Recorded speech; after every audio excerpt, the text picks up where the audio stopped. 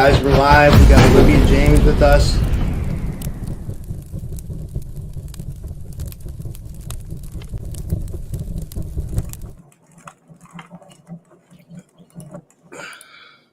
Hey guys, welcome back to another episode of the Typical Skeptic Podcast. I'm really excited about my guest today.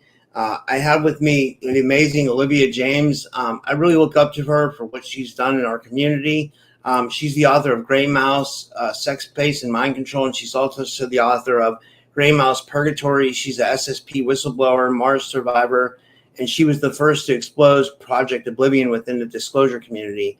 And, I wrote a little blurb about it. I wrote, I'm honored to host Olivia James, a courageous SSP whistleblower and experiencer who spent time on Mars and returned to reveal the hidden truth. Olivia is the author of Gray Mouse, a fearless examination of MILABs, secret space programs, interdimensional trafficking, and the psychological warfare behind them. She is also the first to expose Project Oblivion, a stealth infiltration program targeting the disclosure community, influencers, and experiencers. And I'd like to give her she has a great Substack. You guys can follow her on Substack. I put the link in the description and I'll put it in the chat now. And yeah, everybody give her a follow on Substack. And I'd like to give her a big warm welcome back to the show. Olivia, thanks so much for coming back on. How are you? Hi, thank you for having me.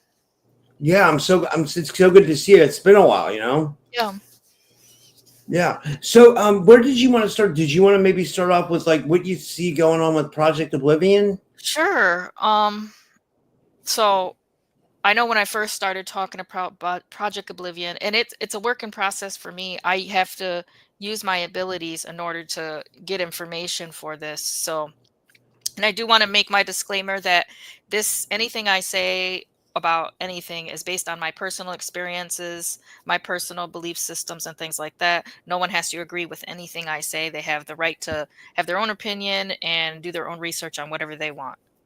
Yeah, I So, agree. so, so for Project Oblivion, when I first started talking about it, it was something that I really felt strongly that people needed to know about because they always give the same message. These handlers that I'm able to access using my psychic abilities, that they keep saying that they're coming for us all, and they're going to take us down, and a lot of things like that. A lot of their mission-based work is to squash the disclosure community, and they want us to just stop talking about this. And they said their main goal is just to push this entire message that we have, push it back into the realm of conspiracy, and for us to lose favor with everyone. They said that's what they want. They want us that, pretty much to say that everybody starting watching us is going to end up hating us and not believing us, and thinking we're full of crap, and everything. That's what they want. That's what they want to see happen. And they also have like more nefarious measures in mind as they go along. It's not just very simple. For some people it may be simple, but for others who are maybe in the forefront and giving out the information, it could be a little bit more serious than that. So there's no way to say that just one thing's going to happen. That's not, I can't even say that. There's probably a lot of different complexities and different layers to what they're doing. Yeah, I agree. And did you see, I think I honestly saw something fishy with Renetta's death. I thought like, Yeah. that was definitely like connected to that, it seemed like there always is going to be something, weird going on. I feel it, like I see it in my own life, things happen and I'm just like, there's no way, and it's really interesting. But I was going to say that I did get I was able to connect with them more recently to see, I've just tried I did a remote viewing session. I work closely with Misha Johnston. So I ended up doing a session, and I was going under, and I went deep trance, ready to see whatever I could see. And and I'm noticing more, they're infiltrating me more. Soon as I started to get into a deep trance, and started knowing that I was going to push myself towards this project to find information, started to see eyes, within my own mind. And when I see that, that means other people are kind of looking at me, and somehow they're getting that notification somehow, somewhere, that, okay, I'm, monitoring people. I'm looking at people. I'm trying to see what's going on. And so when I was under, I saw who it was. And so it was a guy in a chair, and he was kind of like, had his head laid back. It was a younger looking guy, and he had his head laid back in a chair, and he had sunglasses on. And he had just, and I recognize that because when I go into a deep trance to do remote viewing, I put something over my eyes to shut up, to make it really dark. So he was doing the same thing. And what I thought was interesting is he is hired by, he works for a particular group that I've just discovered, and they're called the Blessed Guard. So this group has been hired by Oblivion, he said. They were hired, and there's not just one agency that's been hired by Oblivion. He said there's several. So this is one agency that was hired by Oblivion, and they're called the Blessed Guard. And what I think is interesting is this group is out of Russia. They have been in play since Stalin, he told me. Since Stalin was in control, he had created a referendum to create his own psychic army for, and they've been, he said they also work with the royals for political stratagem. That's what they told me, that they use, remote viewers and, this type of intel gathering for that reason. So I thought that was interesting, that I was like, what would the Blessed Guard, be interested in anything that we're doing over here, in terms of like the disclosure community. But I guess in general, the world has a stake in all of this, all around the world. So that was one thing I thought was interesting, is the Blessed Guard was somebody new that they're coming and trying to see, what we're doing. Are they a religious faction, would you say? It sounds like they are. No, they're not political. That's why I thought it was it's an old timey type of word, though. That's why I thought it was interesting too, that they called themselves that.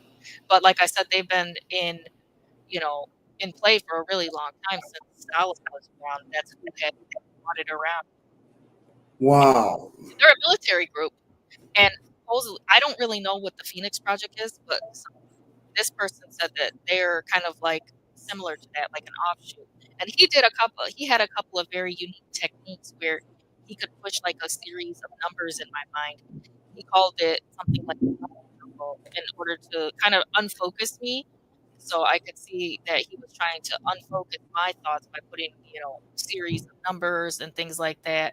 But there was a lot of codes, and he was trying to push different codes in my head and things like that I didn't really know. So, but it's just that I guess they didn't expect us as a movement and as a community to make any type of progress. They thought that we were going to continue to be, people look at us as a conspiracy, and we've kind of gained some ground, with public speaking and things like that. So that's where Oblivion decided to hire the Blessed Guards, who's been, working for a really long time in remote viewing and, social manipulation, that kind of thing. And I thought that was interesting, is that when he's doing his remote viewing, he is hooked up.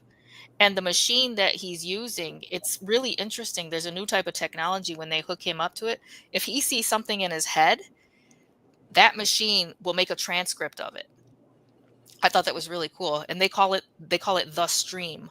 And the logo for that machine is like some type of water sign. So the stream is, almost like viewing what he's seeing in his head and making like a whole, I don't know, document type out of it, so they have it right away. Whatever he sees, they'll never miss any information. And it's very difficult. Like when I do remote viewing, I'm seeing so much stuff. It is, and if I'm not saying it out of my mouth in order to record it, it's going to be hard to remember every little thing. So I can see how this machine, the stream, is able to take everything he sees, everything, and make a transcript out of it. He won't miss any information. It's perfect for intelligence gathering. So they're using that. And they've created, I actually got to see, like, I saw almost like a viewing of the actual proposal. And it was something created by somebody named Rich Stanfield. It was a proposal of Project Oblivion. On paper, I kind of saw that with my remote viewing. And that was kind of their goal. They want to push everything back into the realm of conspiracy. And they're just pretty much saying that you can continue to fight back, but just to know that they have a very thorough plan and strategy that they plan to implement to bring the process, bring everything that we've created to an end. And they said they're going to bring an end to all of our nonsense. And they said we've been attempting to be free all this time, but just to remember that there's no freedom here. You have to seek that in another life, which is total BS. We all know that. But yeah, so what do you think we can do? Like, or what? I mean, because like, let me ask you this before I ask you that. Like, Do you have you seen it in our community as well? Because you're on Facebook and I'm sure you hear stuff going on in the community. Have you seen them like infiltrate the community and Yeah, they do. psychic attacks on people, entity attacks, like all kinds of shit, right? I mean, it It- seems like. It's, what I think is, well, from what one of the remote viewing sessions, my dead father came through, and he could become like a spirit guide. And he told me the major theme of Oblivion that's going to hurt us the most is betrayal. So and it does, if you think about it. If somebody comes in the community and we think they're, a good person, and they infiltrate, and then they create all this infighting, they're backstabbing, calling this person, threatening them, falsely accusing them of things. I'm getting the thing where, because people are so afraid of what I'm saying, or the things that I can do, they say that I'm an agent myself, and that, oh, you're the one doing, you're telling us about Project Oblivion, that means you're the agent, you're the one doing it. So I've seen that the false accusations of calling other people agents is a red flag to me automatically. It's a red flag, because if I see somebody saying something weird, in my mind, I'm not automatically thinking they're an agent. I just don't. That's just, there's could be a lot of reasons why they said what they said. So to me, when somebody says, "Oh, that person's an agent," it's a red flag to me. So I would, people need to watch out for that kind of thing when they're saying that. There's going to be creating a lot of betrayal, and it's very damaging to the community when people feel betrayed. And it's hard to pull back from that and come back together, because you have to keep your guard up. And you can't fault people if somebody says bad things about you and tries to harm you, and then they don't want to interact with that person anymore in the community. You cannot fault them for protecting themselves. I want to say that right now. If I decide I don't want to speak to somebody that has accused me of something, I'm not going to feel bad. I'm not going to attack them, but I am not going to be friends with them. And people have to respect that we have to put up our own boundaries in order to keep ourselves safe, emotionally, physically, however. So I think Yeah. that's one thing that needs to be considered. And in terms of unity, of course, we all want unity, and it's going to be a long road and a hard road, to figure out how to reach that goal when there is so much infiltration in our community, and we're already not knowing who to trust. So it's going to be a hard task for all of us to take on. Yeah, I agree. I agree. So, what do you think we can do? You think there's do we just keep putting out information, or like, do you think there's anything we can do to like fight back? That's the main message I was given from that general. The main message we all have is to build the network like we're doing, maintain the network. That's the main mission, is to do that. How else are we going to do that if we're not talking, or if somebody kind of pushes us so far that we stop talking, or we stop, getting our information out to people. And it gets like that. I mean, sometimes people threaten me physically just because of a meme. And that to me is Oblivion. Like, there's no reason to threaten somebody with death because of a meme. That's getting out of control. Then I'm always like, oh, Oblivion agent, I get it. So it's way more noticeable now that I'm kind of like remote viewing it quite often than before. I did want to say that was able to meet one so when I was doing this remote viewing session, and it does seem kind of bleak, and I totally understand that, because I had somebody that said that all my information is doom and gloom, and scary kind of things. But yes, I feel like there's plenty of other people out there where, if you want that fully positive message, you can go to them and get that from them. For me, the work I do is shadow work. So if you want some of the scarier, darker information, which we need, because if I wasn't talking about this, people wouldn't know, which way to move. If I didn't do this, then what were we going to just love and light ourselves, to the end? I don't know. So my work is all shadow work, so I don't want to pretend like I don't know that it's kind of has a negative connotation. But for me, it's not negative, because I've taken something like as traumatic as MK Ultra and trauma-based mind control, and pushed the information out and made it positive in the fact that it has encouraged my own healing to do this. So how is that a negative thing if I'm healing from the materials and the messages and the information that I found?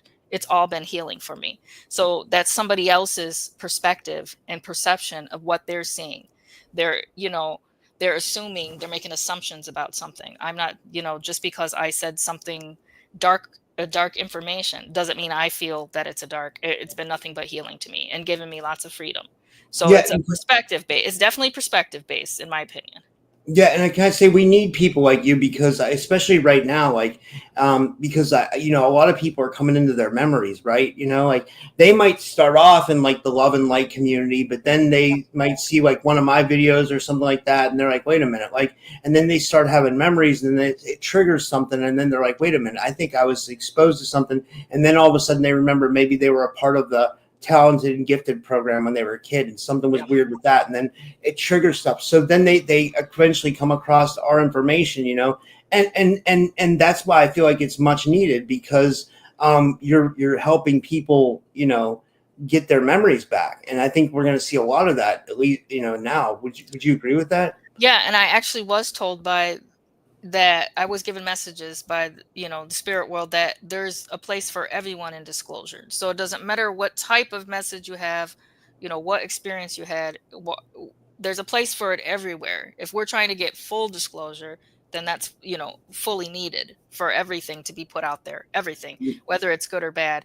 And, I can't apologize for the information I've given because eventually it'll help somebody that has gone through something similar, and then they can see, that dark stuff was turned into, something good where I'm able to help and contribute to our movement that we're all working hard towards. Yeah. Now, do you still believe that we're kind of setting the stage for this Olympia group that's gonna, and maybe we could talk Absolutely. about. Absolutely. Yeah. The Olympia group, that's the general, when I met him, that was his main focus is, building the network, maintaining the network. And he also said that Project Oblivion was still in his time. So we weren't, based on that timeline, they were not able to dissolve it, I guess, in terms of what they were doing. But yeah, the Olympia group is that with the revolution on the horizon in about 15 years, the Olympia group is very important because they're hackers. They're kids right now, but in that age, they'll be the hackers that will help turn the tides of that revolution, because in the future, there's so much technology. We need them. It's not always like a hand-to-hand combat in the future. If we're thinking about future fighting, a lot of TV shows show it's like big, huge military, campaigns and things like that. But they have so many other ways to fight, and technology will be a big one. And we need those kids that can think like computers, and they have volunteered to come here at this time in order to help us, make progress with our movement. Yeah, no, I agree. I agree 100%. Yeah. I was going to ask you like, what, yeah. So, do you see like things getting worse? And if you guys have Yes. questions for Olivia, put them in the chat, and we can take a couple of your questions. Like, and yeah, but, I'm trying to think I'm where I was. hoping not that I'm hoping that it doesn't get worse, but the information that I did want to tell people, I do take a big risk in getting information, and it's not like it's so simple that nothing would ever happen to me. I almost got hurt by a psychic assassin, not that, about 6 months ago, a psychic assassin actually infiltrated. So I'm risking a lot to get this information to people, and they need to know that too. I'm not just, I don't just do this to play games and for entertainment. It's a way to get information for people. So I did meet one girl, and when we're thinking about Project Oblivion, we're thinking that I was taken on the task because I always tell the general, I'm just a girl. I can't, get this movement going. There's got to be a lot of other people involved.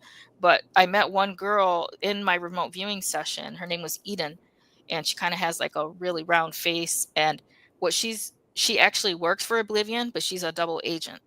So she's kind of on our side. So we have to respect that somebody is taking on something very risky to help us.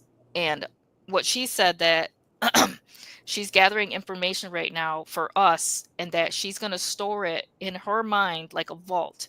She gave me the code. So when I'm ready and that she has the information available, she wants me to infiltrate her mind myself and get that information that she's saving for us and to give it to the world. Wow, So that's amazing. but the thing is, she's saying that she's not going to survive this because they are going to find out who she is. She's saying that already. She's already telling us it's not about survival for her. She already knows that she's not going to survive it. And this is a kamikaze mission. And we should respect that somebody's taking on that for us. She's kamikazing, she knows that she's going to get caught and that's going to be bad. And she volunteered anyway. So we have to kind of respect her. And she's just a young girl. She's from Oklahoma. And she told me that Wow. she used to be a butterfly, and that we would know what that means. And we do. In Monarch, she was one of the Yeah, monarchs. Monarch. Yeah. Yeah. So Wow. she's saying that she's going to take this kamikaze mission. She's not going to survive it, but I'm going to be able to get the information from her mind before, she passes, or whatever they do to her, once they figure out that she's a double agent and she doesn't actually work for them. So Yeah. they just tell me that they have a lot of plans to infiltrate, like, some of the conferences and things like that. And it's more of a intel gathering mission. There's some that are going to be just hanging out on the beaches. There's people that are just going to be, you won't know. They said you'll never know who they are, because they're just going to be normal, nice people. And it's true, you won't know who they are. It's very difficult to find out who an Oblivion agent is, because why would they say who they are? Then they can't do that work. A lot of us have been trained in espionage. You can't just come out and say, well, I'm the agent. And for people to think that would really happen, that's ridiculous. They're not going to just say, I'm an agent. They won't say that. Yeah. You kind of have to be able to infiltrate. Even with discernment, it's going to be very difficult. Like, if I was sitting next to what if I didn't know about? You just read my mind, Olivia. That's so funny. I can tell you're so psychic. I was just thinking in my mind, I was like, we got to use discernment, and you just said, even with discernment, that's so crazy. Like, it is true though. It's true. Like, if I were to sit next to this girl Eden, maybe I went to eat. Maybe, what if I'm at Applebee's and I sit down and Eden's at the next table? How am I going to know there's an agent there? We have to think that you don't always know. No matter who you are and how good you are, I'm psychic too. And would I think that I know everything? No. And would I know if she's probably sitting at a table next to me at Applebee's? Probably not. I probably wouldn't know. but you So, kind of got to be on guard, right? Like, I definitely, I always am. I am always on guard. And me too. you have to keep your, defenses up in a way. I'm not saying that to keep your whole life like that. I don't want people to be to an extreme. You can't be to an extreme. You still have to live your life, but they are around and they're expecting. For me, when I feel the strongest and, like, the most aware of things is when I'm under trance. And obviously I can't be under trance all the time. So Yeah. I'm a normal person too in my everyday life, unless I was, doing actual psychic work or something like that. Of course, I stay to my normal side.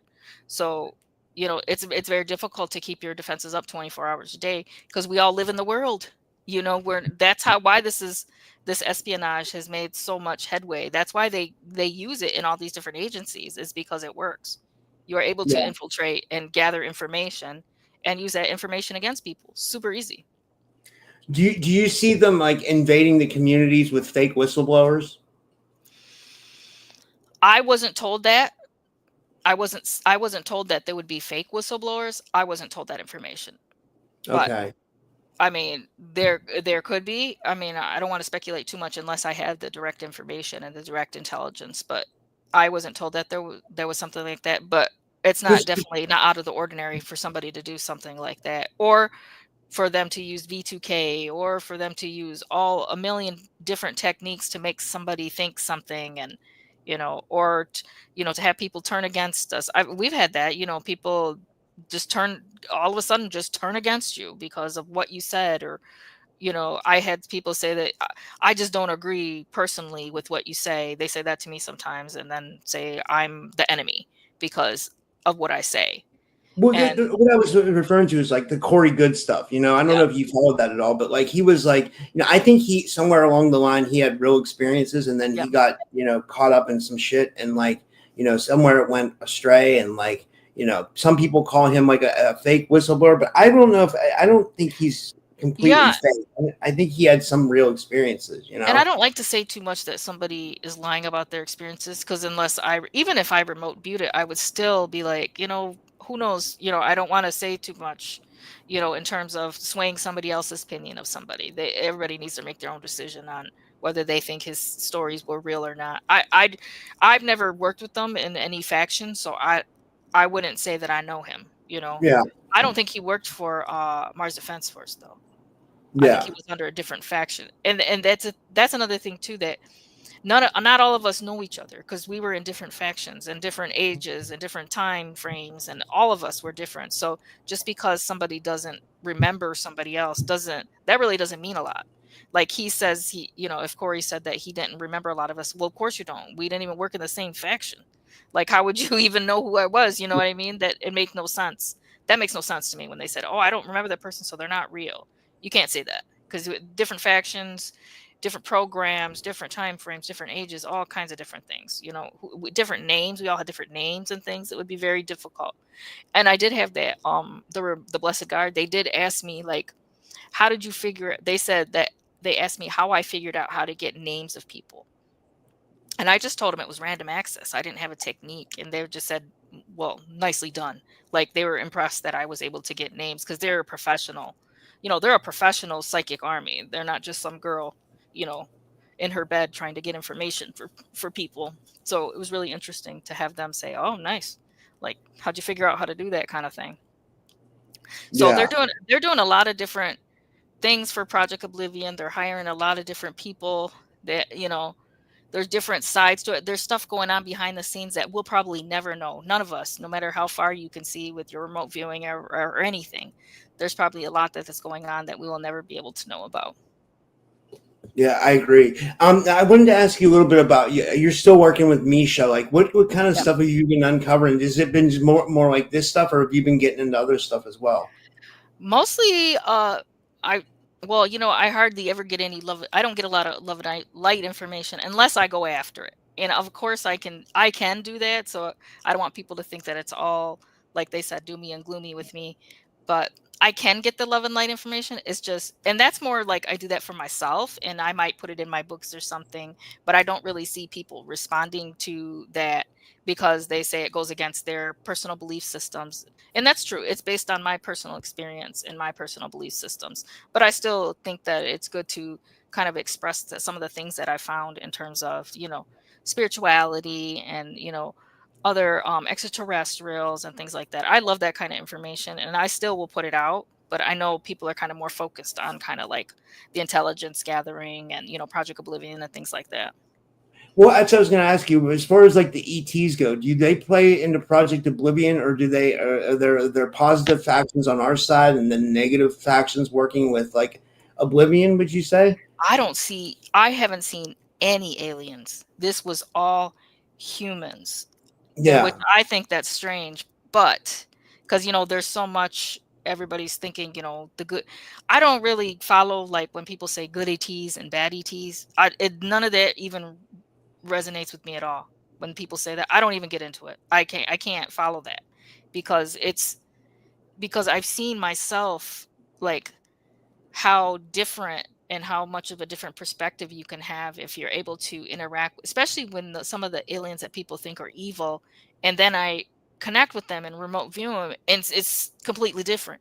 So, but that would be my own personal experience. So I don't want to tell somebody how to think, even though I didn't see that. It could be any extraterrestrial that people say are evil or whatever, and it's just something different that I've able to connect with, and I get a different experience, just like when I do with entities or anything. It's always a little bit of a different experience than what people are expecting.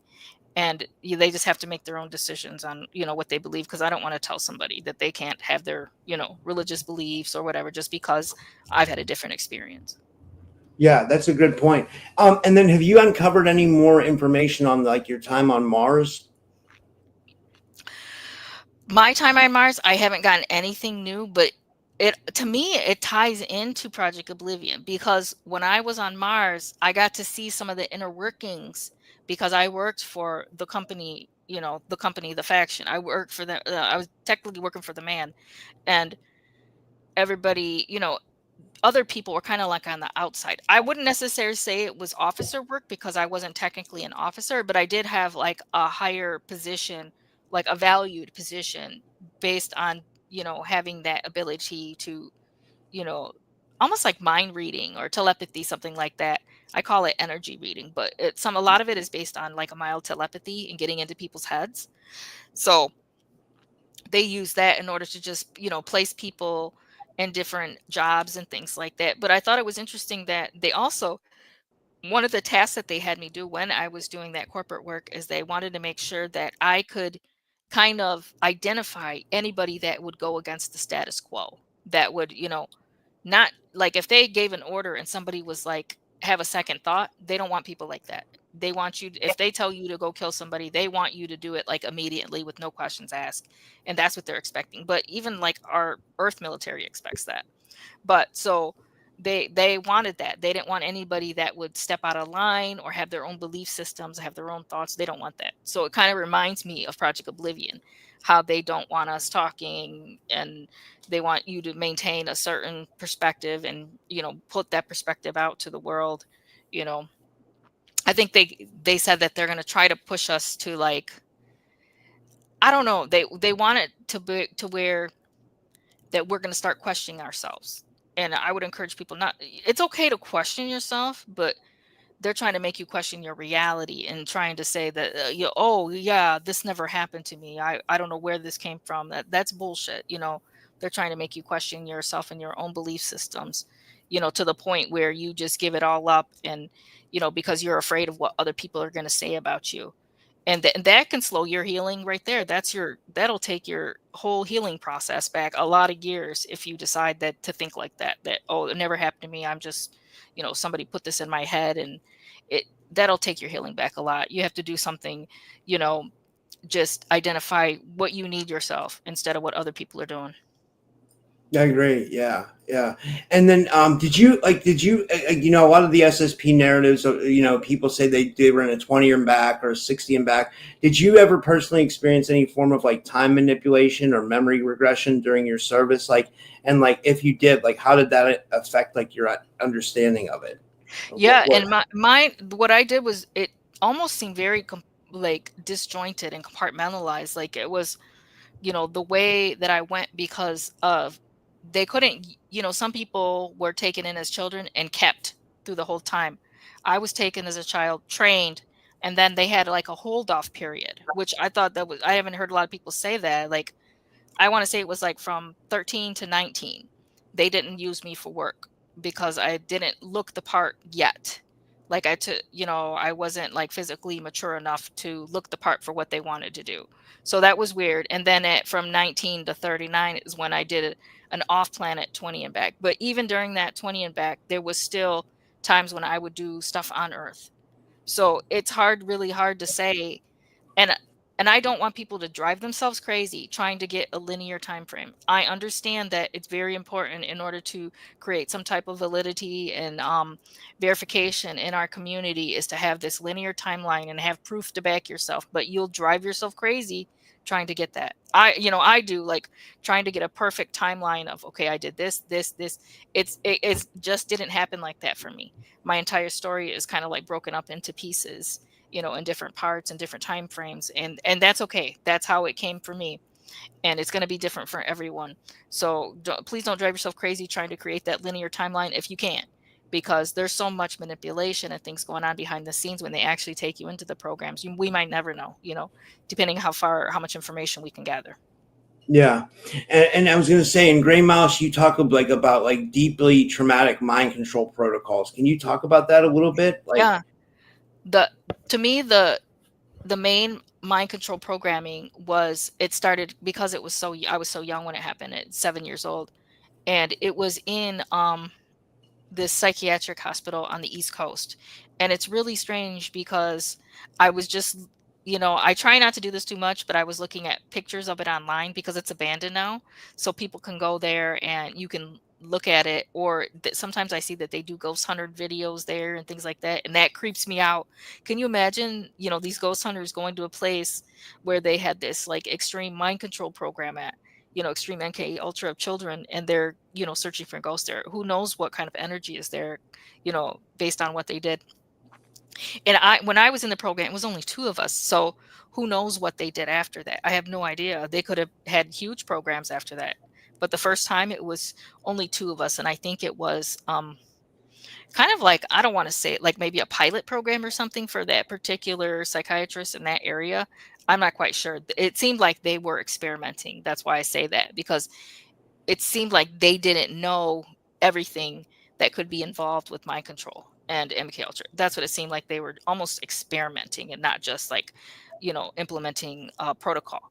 That's why I was like, oh, they're experimenting. From what I could see, it looked like they weren't always sure of the outcome and the results or the consequences of what could happen. Just like they didn't, I don't think they know, I know for sure they don't know everything that alters entail. They think that there's something, just a piece of us that can be controlled completely. But now when I'm looking at it, I can see that they cannot be controlled completely, not even by the owner, which would be, if I'm, dealing with my alters, I can't always control them completely because they are me.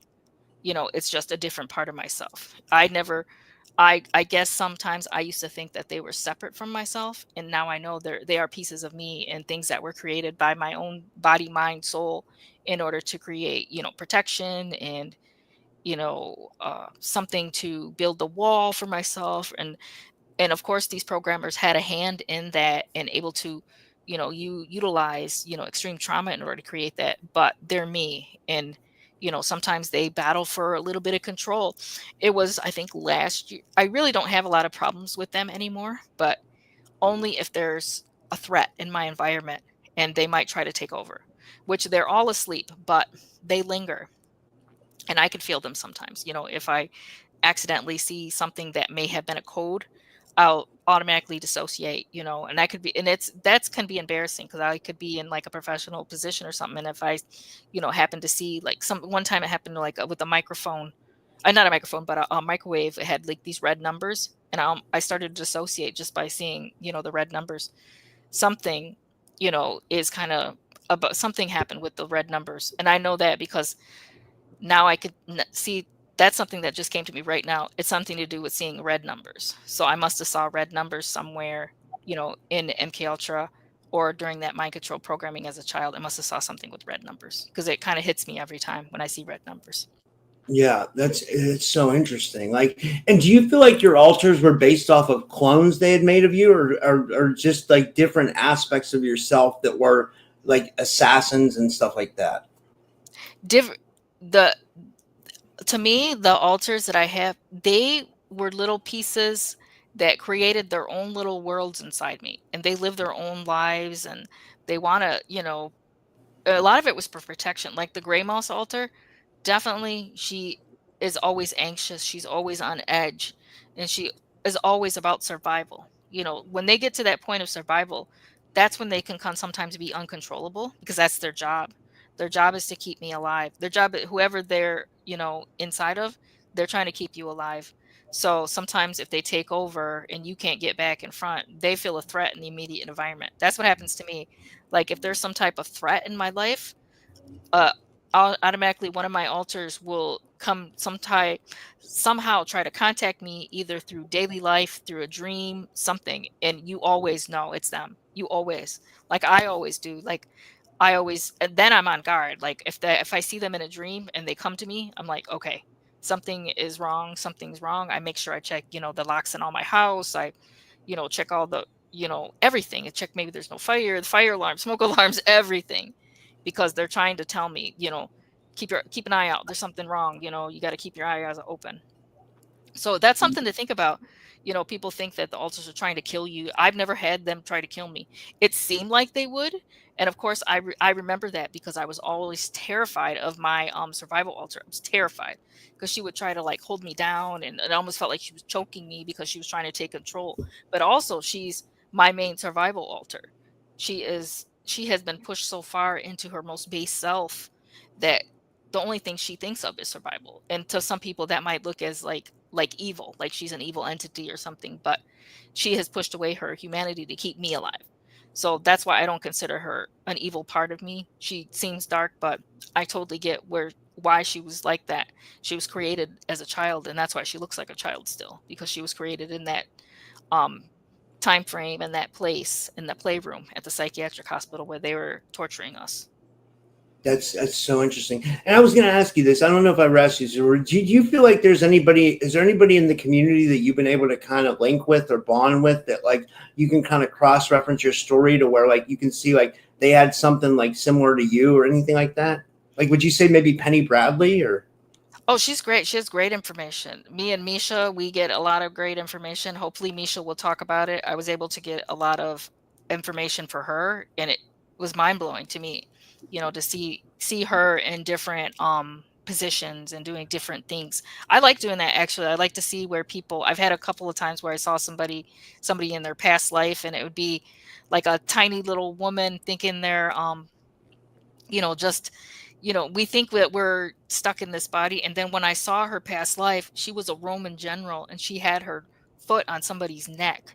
And imagine seeing like this tiny little woman and then seeing who they were in a past life and what they were doing. It's mind-blowing to see that kind of stuff, because we all feel so trapped in these bodies, and I do too. As I wanted to, sometimes I feel like, because of the way we were in the programs, I really honestly feel people in society have no idea what women are capable of, good or bad, both sides.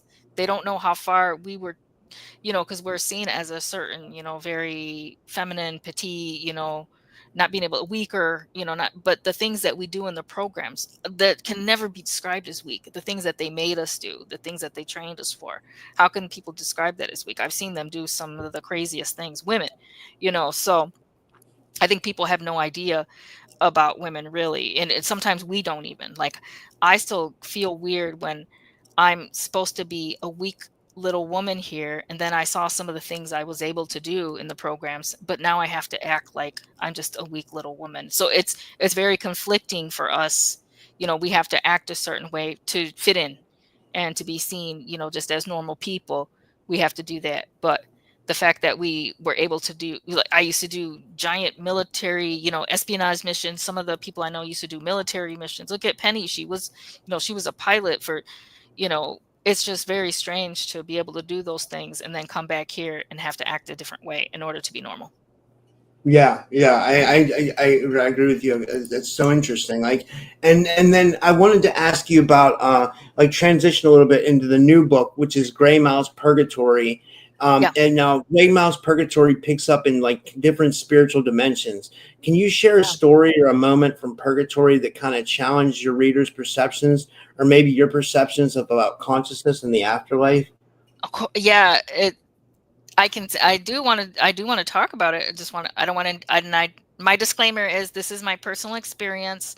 I don't want to offend anybody by saying the things that I saw. That's not my intent, is to offend anybody's, belief systems. It's just what I experienced. And I wanted to test myself, because, I had been doing these remote viewing and like trance sessions for some years now. And I usually go into the shadows, and I always push myself to the shadows.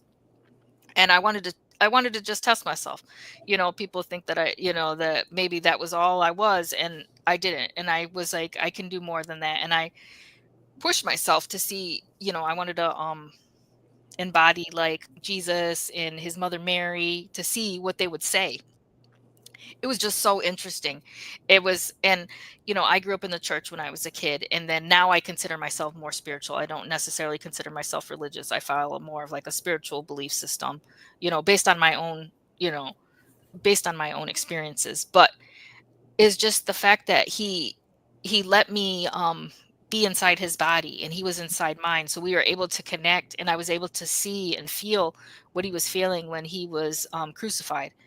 And he showed me that when he was doing that, he was a dissociate. He was able to dissociate from that, just like we do when we're under extreme duress and trauma, like in MK Ultra. He dissociated. So what he was showing me is this beautiful scene when he was being tortured, that he saw himself laying in this beautiful field, and everything felt just perfect for him. He felt that he didn't feel the pain of the world when he was doing that. And he told me that he did that. He let himself be crucified because he said in that day he wanted to show people what he could do. And then in doing that, he wanted to show us all what we could do, that we could leave the pain and suffering of the world behind, and that, life is eternal and things like that. It was just amazing for him to show that. But what I thought was the best is that when his mother came, because nobody ever, you don't hear a lot of times about people connecting to that particular part of her. And she came more as when I used to grow up and I was given that vision of her by other people, it was always a very demure vision. And when she came and let me take over her and connect with her, she was very strong. Strong. It wasn't submissive type woman. I didn't feel that. I felt very strong, a strong personality. She looked very young and small, but her personality was huge, and she felt very, very solid. And like I didn't feel kind of like that she was a weak woman, like a small woman. And she was just like, everything that she said just kind of blew my mind, in that even the fact that she told me that the person that set it up was somebody named Jesse from her family that set up her marriage. She said she really did give birth to him, and she knew, in a way, I think she might have had some psychic abilities, and that she knew that when she gave birth to him that it was going to be a big deal, and he was special. She said she knew that. And she struggled giving him up, because she said she had to sacrifice her own child to give him to the world. But she knew he came here, for a special mission. But she said it still affected her.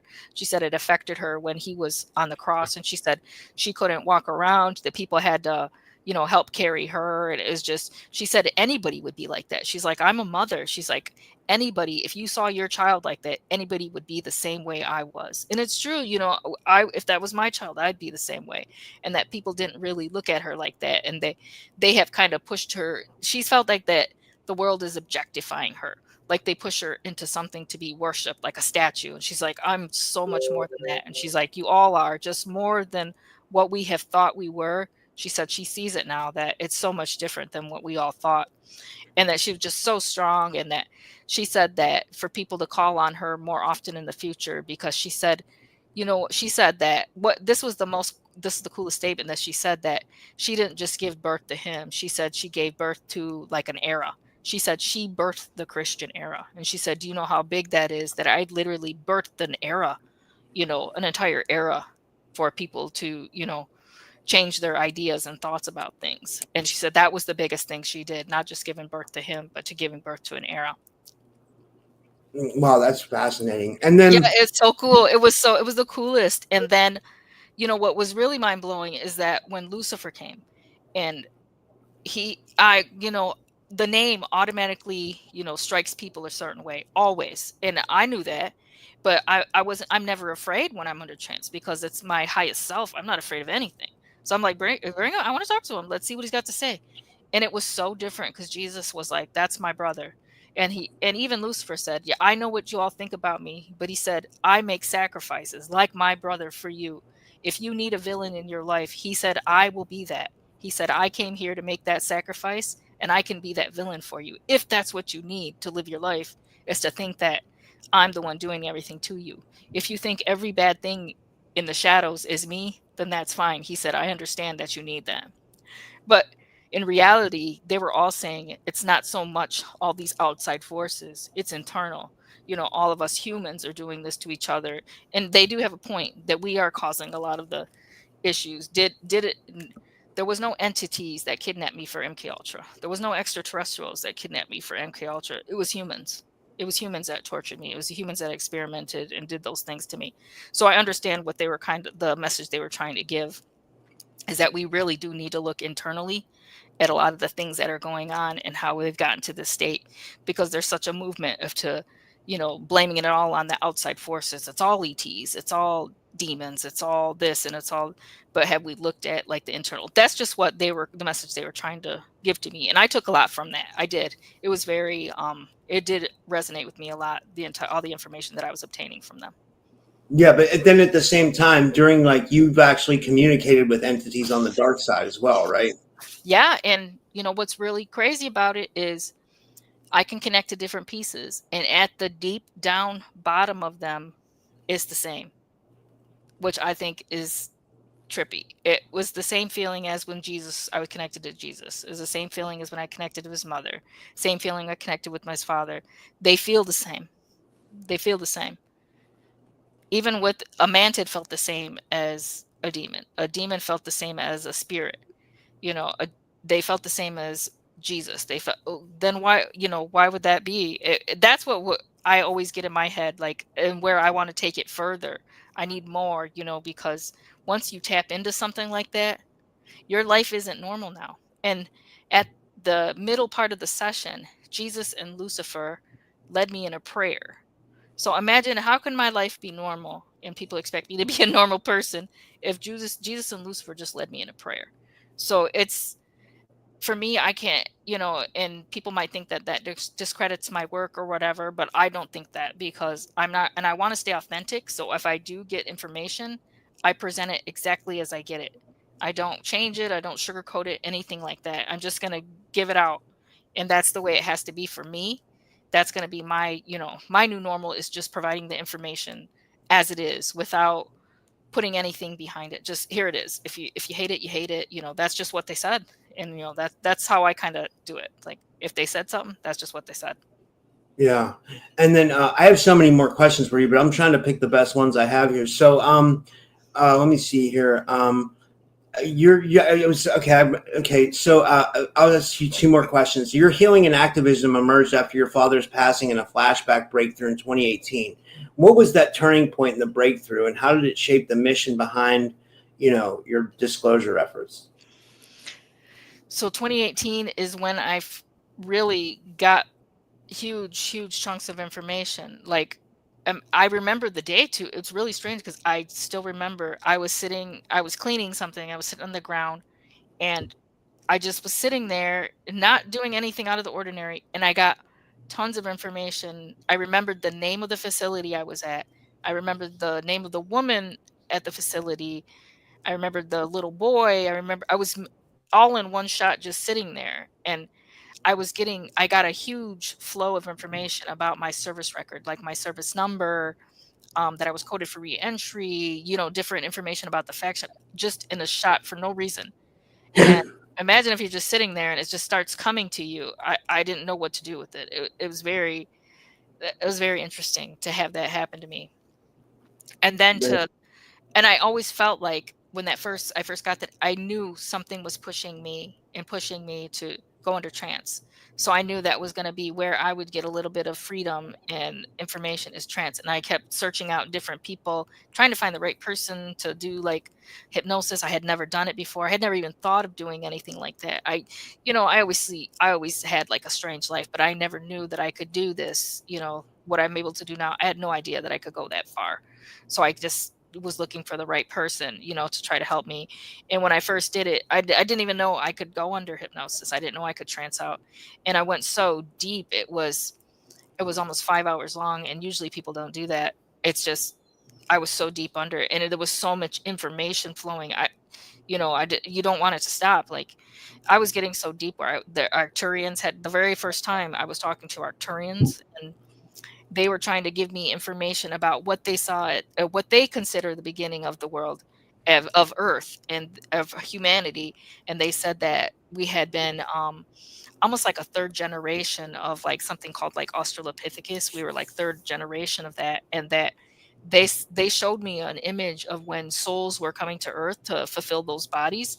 And it was almost like a meteor shower of like souls crashing to Earth to fill up the bodies that had been created by some of these other species. And they told me that there is no missing link, that it's all intervention, and that nobody will find that. How they think there's a missing link between humans and maybe like simian species, something like that. They said there is no missing link. They'll never find it, because they said it was all intervention by other species and things like that. And that was just in my very first session. If you imagine, if you're getting information like that, it starts to change you. It really does. Yeah. It starts to change you. Like, you just want to go on a constant search and, trying to take in all the information you can find about these types of topics. Like, how could, is stuff like that real? How could it be? Like, where are they trying to push me towards? Is there more than one of these events that happen? There's so much to find, and nobody's ever going to be able to find all of it. It's just not possible, I don't think. Yeah, well, it's interesting because there's other people that believe that like we were in intervention by ETs too, or Yeah. and I believe that. I truly believe that, like, that's why I think we have so many different kinds of people here. I think maybe there were different species of ETs that like genetically modified people or something. I don't know, and it's weird because like they'll say that we like they say we evolved from apes, but like humans have evolved so much over the years, and I haven't seen apes evolve much. You know what I mean? Yeah, So exactly. And they were saying the Arcturians said that the early versions like Australopithecus, they said that it couldn't function and they had to scrap that one because it took up too much. It took too much food. Like the energy it needed, it needed too much energy for its body type that it was eating so much and it was not sustainable. They scrapped that one, they said. And that we're kind of like a third or fourth version of whatever they were looking at. I don't know for sure, but that's just what the Arcturian version was. So I thought that was interesting. The Arcturians had their own version of it too, and they were trying to tell me, you know, wow. and I, I thought, when people think about the Arcturians, I thought they were really like, I don't know, maybe there's probably like different forms and species of definitely Arcturians, but the ones I saw, they were kind of smaller, and when they walk, they almost walk so light they look like they're floating. And on their fingers, they only have 3 hands, and they were blue, but they have like a little bit of like fuzz on their hands. I thought that because I was able to see their hands up close, and I thought that was interesting that they only had 3 fingers. Wow. One thing I wanted to ask you about was it's like a real hot topic. Now I don't know if you ever remote viewed this or if you ever went into trance about this, but like the soul trap. Like, have you seen a soul trap here? And like, would you say? I mean, do you think we're? I mean, this is just like it could be your your personal like. It doesn't have to be like whatever whatever Yeah, resonates and with you. everybody has their own experience of it. So my personal experience, I haven't seen. Not saying that I won't see it in the future. I just haven't seen it. And when I try to remote view my own personal, lives and past lives, future lives, everything, I don't feel that trap because they give me the option of what I want to do. They literally said, "What do you want to do next? Do you want to go somewhere? Do you want to go forward? Do you want to go backward? You can go anywhere." I just didn't feel it. I'm not saying that it's not real. I just haven't seen that yet. But for me, I haven't felt the soul trap. I feel pretty, in terms of my soul and spirit, I feel pretty free, especially when I can go under trance and travel to other worlds. Like I think I feel more freedom than a lot of other people that aren't able to do that regularly. So I might maybe feel like a little bit different because of that. Yeah, yeah, that's cool. Well, we've been going almost an hour. I was just going to ask for the last question. What are you working on now, and how can listeners support and amplify your work? So yeah, I'm actually working on my third book. And I put out anytime I get new information, I put it out on social media. I use like small videos, memes, that kind of thing. I just want people to have the information. They can do what they want with it and make their own decisions based on their own personal beliefs. But I put it out all the time. I'm on TikTok, Facebook, Instagram, Substack. I do new articles all the time on my information, and I try to do remote views sessions every few months and to try to get new information that I can put out for people. Yeah, yeah, yeah. I like your Substack. I started a Substack too, and I like it a lot. It seems like there's a lot of Yeah. freedom in Substack. Yeah, you can get your thoughts out, and it's very easy, just to write an article and be like, I'm thinking about this today. I want to write something about it and be creative, and then also, contribute to your own healing by just doing a little writing and things like that. It's almost like journaling. Yeah, and they I don't think they censor there much, right? Or Not it that seems I've like experienced quite yet. I haven't experienced that yet. Other yeah, that's social media, yes, they do censor. Like TikTok, they'll censor. I can't even say conspiracy. yeah. That I know they've denied I think YouTube took down my first channel, and now they're denying me monetization on my new channel. So I've just been like trying to push Rumble because it's total what's the word I'm looking for? It's total I don't know what it's Suppression, whatever you do. suppression, Yeah, suppress trying to that's suppress you. exactly what it is. It's ridiculous, like with It's YouTube, suppression. especially when I gave 5 years of my life to them and I built a channel, and now they took all that down. Like all my memories from Disclosure Now, the conference I went to last year, or that I'm trying to go to this year, but I made all like types of little videos, and I was on the beach and stuff. They took all that down. They took all of it. Well, You I know what I knew that mean? was going to happen though, because remember I had that remote viewing session I told you about, and the first person I saw was you, and that you were going through a tough time, and it was like they were holding you down, and they are holding you down. It's a total. Maybe it was a metaphor and it's real. They are holding you Yeah, down. because remember I asked you, I said, what do you Yeah, see? I was trying to, that was what I saw. They were holding you down, and they are holding you down. yeah. And So I think you it's were one of because the I you want were one of the everybody. people on the list for Project Oblivion that it was a main person that they don't want they were thinking that you were very important to the movement based on, the work you were doing. And not that you're the only important, but there's a lot of people, but you were one of the people that they said, whether they thought you were to get too big in the future and have too many people, I don't know. They didn't say that, but I saw them trying to hold you down. And that's what they're doing now by getting control of your channel, is holding you down. Do you think it's because I let everybody come on my show, or not Yes. everybody, but like all different kinds of Well, people? from what I experienced, when you have me and other people on the show, you just do it and you let us speak our truth. You don't push your opinions on us. You let us just say it authentically. So the information has gotten out the way we intended. So other podcasts don't do that. They don't all do that. So maybe that was the special thing about it that they can't have. Yeah, well, that's really nice of you. I really appreciate that. Like I mean, that's like, yeah, that's so. Tell us real quick. Can you give us like a glimpse into the new book?